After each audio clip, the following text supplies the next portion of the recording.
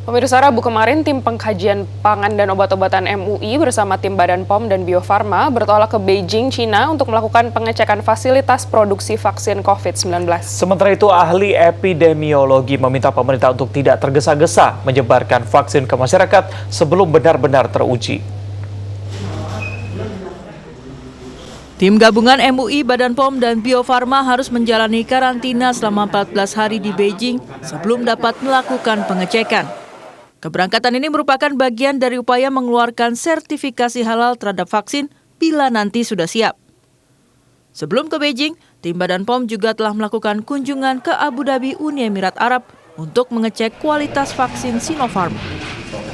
Vaksin Sinovac bersama vaksin CanSino dan vaksin Sinopharm sendiri masih dalam proses menunggu rekomendasi WHO sebelum mendapat izin edar di sejumlah negara. Kalau perlu juga kita analisa laboratorium untuk bahan produk jadi. Nah itu analisa itu pasti analisa di Indonesia. Karena kita punya lab-nya yang lab LPPOM yang terakreditasi adanya di Indonesia. Kita belum punya lab terakreditasi di Cina dan kita belum punya kerjasama dengan lab yang terakreditasi di Cina, dengan laboratoriumnya.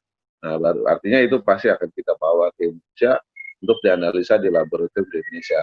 Nah, hasil-hasil itulah yang kemudian kami serahkan ke Komisi Fatwa Majelis Ulama Indonesia untuk mendapatkan pandangan atau ketetapan hukum fatwanya seperti apa gitu.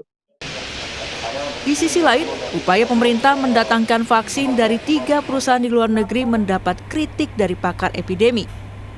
Pemerintah diminta tidak tergesa-gesa demi mendapat pasokan vaksin pada bulan November.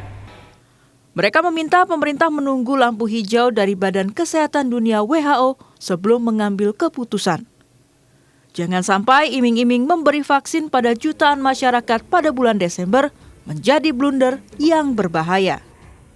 Dan ini kan vaksin ini harus direview oleh Badan Ahli Kesehatan Internasional WHO dan banyak ahli yang harus direview terbuka. Hasil studinya harus betul-betul dipublikasi terbuka di dunia internasional, ya di jurnal ilmiah. Jadi ada semacam proses peer review. Ya. Tanpa itu, maka sungguh berbahaya. Ya, belum tentu kita akan mendapatkan produk yang betul-betul efektif dan betul-betul aman. Tim Liputan Transmedia.